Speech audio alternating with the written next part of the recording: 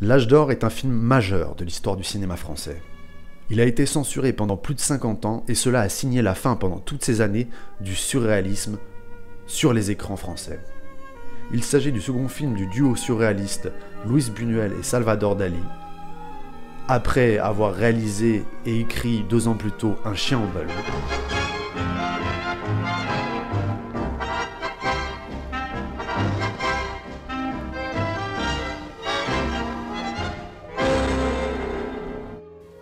On a pensé faire ici à cause des rêves que nous avons eus.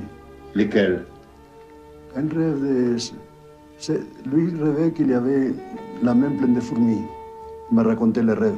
Et moi, j'ai rêvé un couteau qui coupait même. Alors, il a dit, on pourrait faire un film avec ça, avec des éléments comme ça, irrationnels. Et nous avons écrit le scénario en 7 jours. 7 jours. 7 jours. Ouais. Quelle était la règle d'écriture? La règle était refuser toute image qui pouvait avoir une explication rationnelle, ou des souvenirs, ou due à la culture. C'est-à-dire toute image qui nous apparaissait, et nous la trouvions impressionnante, qui nous impressionnait, on l'acceptait sans discuter. Vous aviez un droit de veto l'un sur l'autre? On ne l'a pas employé, non. Le veto consiste à dire je n'aime pas ça. Et l'autre disait en effet, n'est pas bien.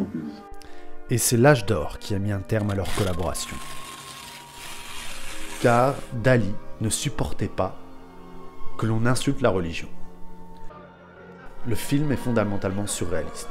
D'abord parce qu'il va juxtaposer et lier des éléments, des scènes, des images et des sons qui n'ont en apparence aucun rapport les uns avec les autres.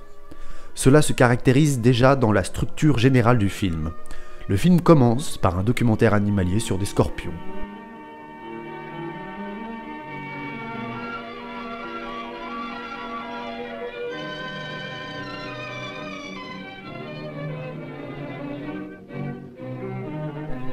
Il enchaîne ensuite sur un repère de bandits, puis diverses péripéties difficilement résumables. Il continue sur une histoire d'amour fou et impossible, qui démarre dans la boue et qui va servir de fil rouge.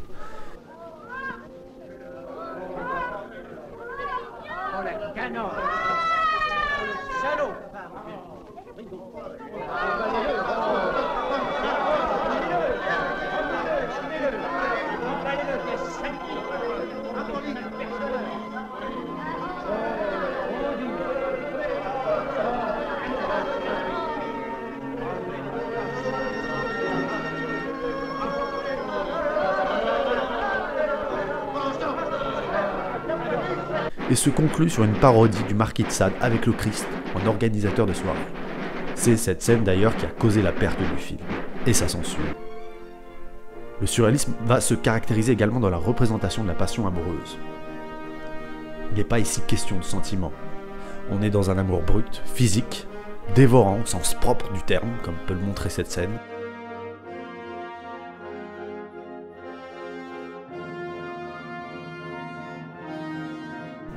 Il est question d'une émotion tellement puissante qu'elle va transcender toutes les frontières du temps et de l'espace. Pour le montrer, il faut regarder une scène clé du film. Le temps n'existe plus. L'enjeu de cette scène, c'est de montrer comment une vache dans un lit, une cloche qui sonne, un chien qui aboie et le vent qui souffle permettent de restituer le lien qui unit ces deux personnages et pourtant qui ne sont pas dans le même lieu. Comment les sons vont se téléporter, comment ils vont se mélanger, se combiner, comment ils vont fusionner et comment les éléments vont finir par s'en mêler.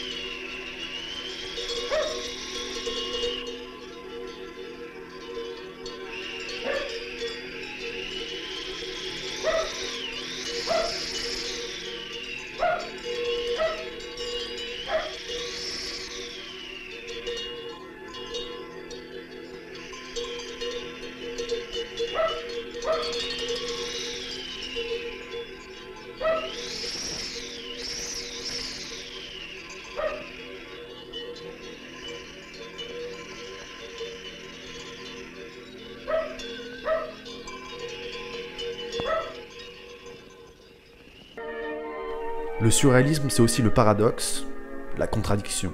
Car cet amour si puissant, si transcendantal, va se conclure de la façon la plus risible qui soit, avec un Gaston Modo furieux d'avoir été trompé, et qui va arracher ses oreillers et balancer par la fenêtre divers objets, dont un évêque et une girafe.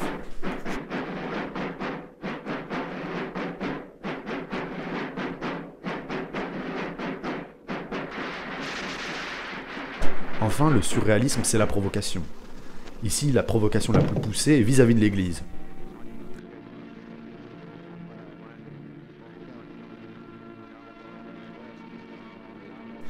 Et pour un œil contemporain, tous les éléments provoquants du film, ou supposés provoquants, peuvent paraître un peu ringards, un peu dépassés. Il est difficile de comprendre aujourd'hui en quoi cela pourrait être provoquant. Néanmoins, les effets du film continuent de fonctionner, car le film véritablement conditionne le spectateur.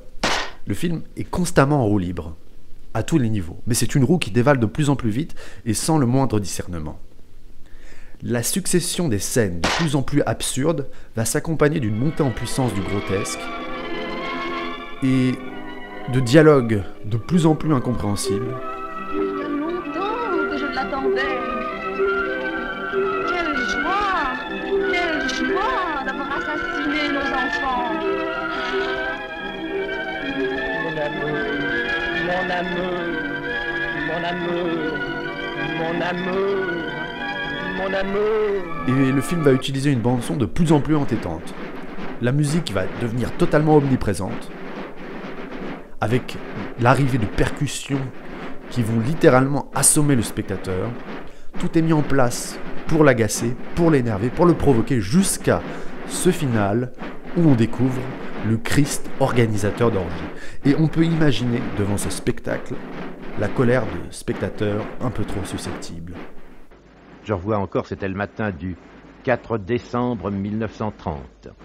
Le studio 28 où passait l'âge d'or.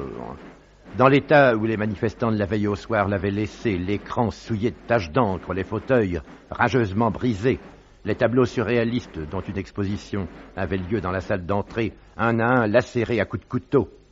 Ces exploits étaient le fait de deux associations qui se proclamaient la Ligue des Patriotes et la Ligue anti-juive. On pouvait mesurer là des visus, la profondeur d'abîme qui nous séparait des bien-pensants ou prétendus tels.